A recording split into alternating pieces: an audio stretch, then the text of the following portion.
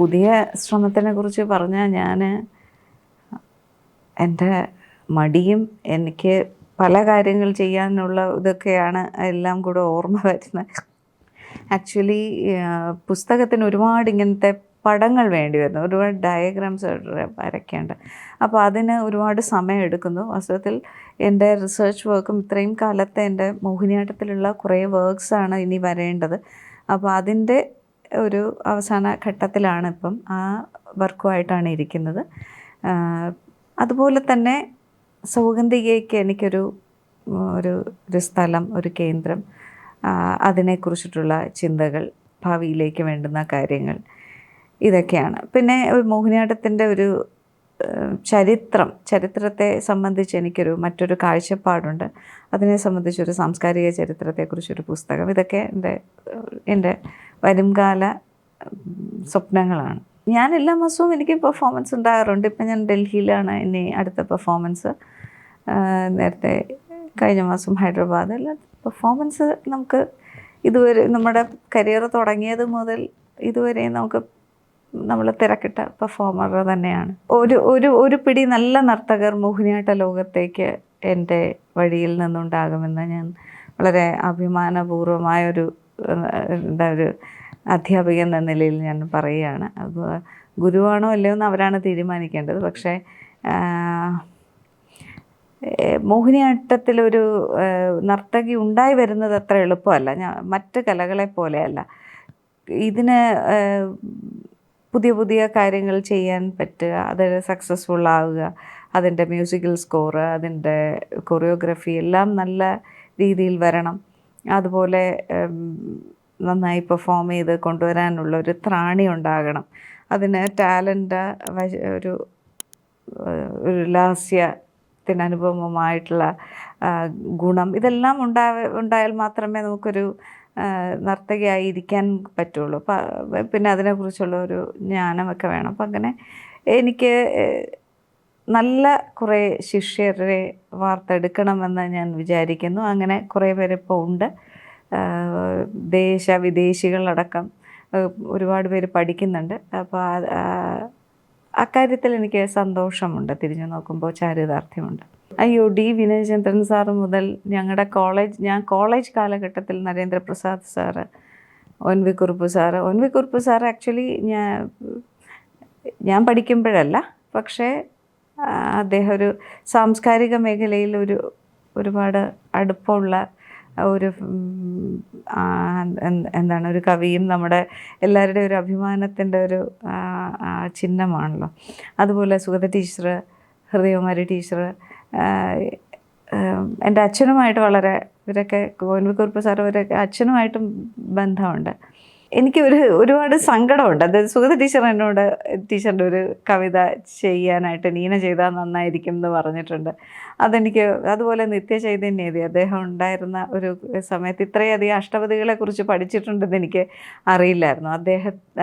അദ്ദേഹം പോയി കഴിഞ്ഞപ്പോഴാണ് ഞാൻ ശരിക്കും മോഹിനിയാട്ടത്തിൽ അദ്ദേഹത്തിൻ്റെ പഠനവുമായി ബന്ധപ്പെട്ട് ഒരുപാട് കാര്യങ്ങൾ ഞാൻ ചെയ്തിട്ടുണ്ട്. അപ്പം ഇങ്ങനെ തിരിഞ്ഞു നോക്കുമ്പോൾ ഉള്ള ചില സങ്കടങ്ങളുമുണ്ട്, അതേസമയം ഒരുപാട് സന്തോഷങ്ങളുമുണ്ട്. സീതായനം, ദ ജേർണി ഓഫ് സീത ഞാൻ തിരുവനന്തപുരത്ത് അവതരിപ്പിക്കുമ്പോൾ എൻ്റെ മനസ്സിലുള്ള എൻ്റെ ഒരു പെർഫോമൻസ് ഞാൻ കാണണം എന്നാഗ്രഹിക്കുന്ന 3 പേരെ ഉണ്ടായിരുന്നു. ഒന്ന് കോട്ടയ്ക്കൽ ശിവരാമൻ ആശാനായിരുന്നു, ഒ എൻ വി കുറുപ്പ് സാറായിരുന്നു, പിന്നെ നമ്മുടെ മോഹൻലാൽ അദ്ദേഹവും. അങ്ങനെ വലിയ ഒരു സദസ്സിനോടൊപ്പം ഇവരും ഇരുന്നാണ് ആ പെർഫോമൻസ് കണ്ടത്. ശിവരാമനാശൻ അതിനുശേഷം അതിനെക്കുറിച്ച് എഴുതി എന്നോട് പറഞ്ഞിട്ടുണ്ടായിരുന്നു. അപ്പോൾ അത് മോഹൻലാൽ അദ്ദേഹം എത്ര തിരക്കുള്ള നടനാണ്, പക്ഷേ ഈ ഒരു കലാനുഭവം, ഈ മോഹിനിയാട്ടത്തെക്കുറിച്ച് അദ്ദേഹത്തിനുണ്ടായിരുന്ന കലാനുഭവത്തെക്കുറിച്ച് അദ്ദേഹത്തിൻ്റെ അടുത്ത എത്രയോ പേരോട് വളരെ വാചാലമായി സംസാരിക്കുമായിരുന്നു. എന്നോടും വളരെ ഈ ഒരു ശൈലീകൃത കല പല മേഖലകളിൽ നിൽക്കുന്നവർക്ക് ഉളവാകുന്ന ഒരു അനുഭവത്തെക്കുറിച്ച് അറിയാൻ എനിക്ക് ആകാംക്ഷയുണ്ടായിരുന്നു. അതുകൊണ്ടാണ് അവരെ ക്ഷണിക്കാനും അവരെ കൊണ്ടുവരാനും ഞാൻ തുനിഞ്ഞത്. അതെല്ലാം അതെല്ലാം ഒരു കലാകാരിയെ സംബന്ധിച്ചിടത്തോളം അതെല്ലാം നമുക്കൊരു ധൈര്യമാണ്, സന്തോഷമാണ്, ഒരു ആത്മധൈര്യം നമുക്ക് കൂട്ടും. അതുപോലെ കലയിലുള്ള നമ്മുടെ വിശ്വാസവും ഒരു നമ്മുടെ ബോണ്ടിങ്ങും കുറേ കൂടെ അഗാധവും കുറേ കൂടെ സീരിയസുമായി മാറും. അപ്പോൾ ഇതെല്ലാം ഓരോ ദിവസവും ഇതൊന്നുമില്ലെങ്കിലും നമ്മൾ ഇങ്ങനെയൊക്കെ തന്നെയായിരിക്കും പോവുക. പക്ഷെ ചില മൈൽ സ്റ്റോൺസ്, ചില വാക്കുകൾ എല്ലാം നമ്മളെ ഒരുപാട് സന്തോഷം നമുക്ക് തരും. അതെല്ലാം ഉണ്ടായിട്ടുണ്ട്. ഇതെല്ലാം അങ്ങനെയുള്ള സംഭവങ്ങളാണ്. നരേന്ദ്രപ്രസാദ് സാറിൻ്റെ ക്ലാസ്സുകളിൽ അദ്ദേഹം കവിതകളെക്കുറിച്ചിട്ടുള്ള പഠനമാണല്ലോ. അപ്പോൾ ഇതെല്ലാം തന്നെ നമുക്ക് നൃത്തത്തിൽ ഒരുപാട് നമ്മളെ സ്വാധീനിച്ചിട്ടുണ്ട്. എന്ന് വെച്ചാൽ അതെങ്ങനെയെന്ന് പറഞ്ഞാൽ ഈ കേരളീയ കലാരൂപങ്ങളിലെല്ലാം തന്നെ വളരെ ലിറ്ററേച്ചറിന്, പോയറ്റിക്സിന് മതിയായ ഒരു സ്ഥാനമുണ്ട്. അപ്പോൾ ഈ നമുക്ക് ഒരു ഭാഷാ വിദ്യാർത്ഥിനി എന്ന നിലയിൽ ഇത്തരം കലകളെ കുറേ കൂടെ അടുത്ത് മറ്റൊരു വീക്ഷണകോണിലൂടെ കാണാനും നമുക്ക് സഹായിക്കും. ഡി വിനയചന്ദ്രൻ സാർ എന്നെ പഠിപ്പിച്ചിട്ടുണ്ട്. അദ്ദേഹം മലയാള അധ്യാപകനൊക്കെ ആയിരുന്നു ഞങ്ങളുടെ കോളേജിൽ തന്നെ. ഇതെല്ലാം തന്നെ ഒരു പിടി നല്ല ഓർമ്മകൾ. പിന്നെ കടമ്മനിട്ട അദ്ദേഹത്തിൻ്റെ നാട്ടിൽ ഒരിക്കൽ മോഹിനിയാട്ടം, അദ്ദേഹത്തിൻ്റെ സഹോദരൻ ഞങ്ങളെ അങ്ങനെ അവിടെ പോയി പെർഫോം ചെയ്തിട്ടുണ്ട്. ഇതൊക്കെല്ലാം KPSCയിൽ പെർഫോം ചെയ്തിട്ടുണ്ട്. അപ്പം ഇങ്ങനെ പലതരം വ്യത്യസ്തമായ ഒരുപാട് വേദികൾ നൃത്തം ചെയ്യാൻ കഴിഞ്ഞിട്ടുണ്ട്. കലാതിലകമാകുമ്പോഴൊക്കെ അദ്ദേഹത്തിൻ്റെ കയ്യിൽ നിന്നാണ് ഞാൻ സമ്മാനമൊക്കെ വാങ്ങുന്നത്. അദ്ദേഹത്തെ പെർഫോമൻസ് കാണാനിരിക്കുക. അങ്ങനെയൊക്കെ നമുക്ക് തിരുവനന്തപുരത്ത് ഇതൊരു പുതുമയുള്ളൊരു കാര്യമല്ലല്ലോ. പക്ഷേ ഏറ്റവും പ്രധാനപ്പെട്ട ഒരു പെർഫോമൻസ് എന്ന് പറയുന്നത് ഞാൻ വേൾഡ് സോഷ്യൽ ഫോറത്തിന് പെർഫോം ചെയ്തിട്ടുണ്ട്. അപ്പോൾ വേൾഡ് സോഷ്യൽ ഫോറത്തെക്കുറിച്ച് അറിയുന്നവർക്ക് അറിയാമായിരിക്കുമല്ലോ. അപ്പോൾ അത്തരം ഒരു സംഗമം, യുവതലമുറയുടെ സംഗമം, പ്രത്യേകിച്ച് പല രാജ്യത്ത് നിന്നും നമ്മുടെ ഭാഷ അറിയാത്ത അല്ലെങ്കിൽ നമ്മുടെ കലകളെക്കുറിച്ച് അറിയാത്തവർ ഈ കലയെ കാണുന്ന ഒരു രീതി. എനിക്ക് തോന്നുന്നു അന്ന് പാകിസ്ഥാനിൽ നിന്ന് SFIയിലെ കുറേ കുട്ടികൾ വന്നിട്ടുണ്ടായിരുന്നു. ഇതൊക്കെ എനിക്ക് നല്ല ഓർമ്മകളാണ്. അവർ ശകുന്തള എന്നുള്ള എൻ്റെ ഒരു പ്രകടനം കണ്ടിട്ട് അവർ അകത്തേക്ക് വരികയും ഞങ്ങളുടെ കൂടെ നിന്ന് അവർ നമ്മളെ പല ചോദ്യങ്ങൾ ചോദിക്കുകയാണ്. എങ്ങനെ ഒരു സ്ത്രീ കഥാപാത്രത്തെ ഇങ്ങനെ നമ്മുടെ ഒരു ലെജൻഡിൽ നിന്ന് എടുത്ത് ഇങ്ങനെ ചോദ്യം ചെയ്ത് സംസാരിക്കാൻ എങ്ങനെയാണ് തോന്നിയത്, ശരിക്കും കലകളിൽ ഇങ്ങനെയൊക്കെയാണോ നടക്കുന്നതൊക്കെ പറഞ്ഞുകൊണ്ട് അതവിടെ നമ്മളതിനെ ഒരു വ്യക്തിഗതമായ ഒരു കാര്യമായിട്ട് ഒതുക്കുമ്പോൾ പോലും ഈ കലയുടെ ഒരു റീച്ച് നമുക്ക് വളരെ പ്രധാനപ്പെട്ട ഒന്നായിട്ട് മനസ്സിലാക്കാൻ കഴിഞ്ഞിട്ടുണ്ട്. ഇങ്ങനെ എത്രയോ അനുഭവങ്ങൾ ദേശത്തും വിദേശത്തും ഒരുപാട് അനുഭവങ്ങളുണ്ട്. ഏറ്റവും കണ്ണ് നനയിക്കുന്ന അനുഭവങ്ങളുമുണ്ട്. ഒരിക്കൽ ഒരു വിദേശത്ത് വെച്ചൊരു വേദി, ആ വേദി നമ്മുടെ ഇവിടുത്തെ അഗതി മന്ദിരം എന്ന് പറയില്ലേ, എന്നുപോലെ അവിടുത്തെ ഒരു അഗതി മന്ദിരമാണ്. കുറേ പ്രായമായ അമ്മയും അച്ഛനും അവരൊക്കെ. അപ്പോൾ ചിലർ വീൽ ചെയറിലാണ്. അപ്പം അവിടെ ഇങ്ങനെ ഒരു ഭയങ്കര തണുപ്പാണല്ലോ. ആ തണുപ്പത്ത് ഇതൊരു ചർച്ചിൽ വെച്ചിട്ടായിരുന്നു ഈ പെർഫോമൻസ്. അപ്പോൾ എനിക്ക് ഭയങ്കര ഇവരെങ്ങനെയാണ് എന്നെ കാണുക, അല്ലെങ്കിൽ ഈ നൃത്തത്തെ അവരെങ്ങനെ കാണും, ഏത് മനസ്സിലിരുന്ന് എന്നെ കാണും എന്നൊക്കെയുള്ള കാര്യത്തെ നമ്മൾ അഭിമുഖീകരിക്കുന്നത് ലൈഫിൻ്റെ ഒരു റിയാലിറ്റി, അല്ലെങ്കിൽ ഇവരോട് എങ്ങനെയാണ് ഞാൻ സംവേദിക്കുക, ഇതൊക്കെ നമ്മുടെ ഒരുപാട് ജീവിതാനുഭവങ്ങൾ കൊണ്ട്. ഒരു വാസ്തവത്തിൽ ഒരു കലാകാരൻ വളരുന്നത് ഇത്തരം പച്ചയായ ജീവിത അനുഭവങ്ങളിലൂടെയാണ്. ഇങ്ങനെ നിരവധി അനുഭവങ്ങളുണ്ട്.